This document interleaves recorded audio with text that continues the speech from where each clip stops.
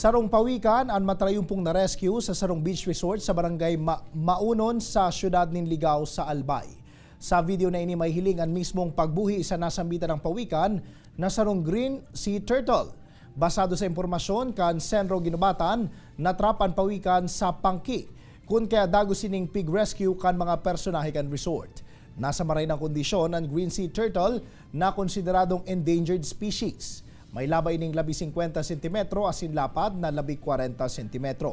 Pagirumduman kan DNR, likayan ang pag-aapunin basura sa kadagatan, takaning day may laag sa peligro ang buhay kan mga marine mammals o marine animals siling kan pawikan.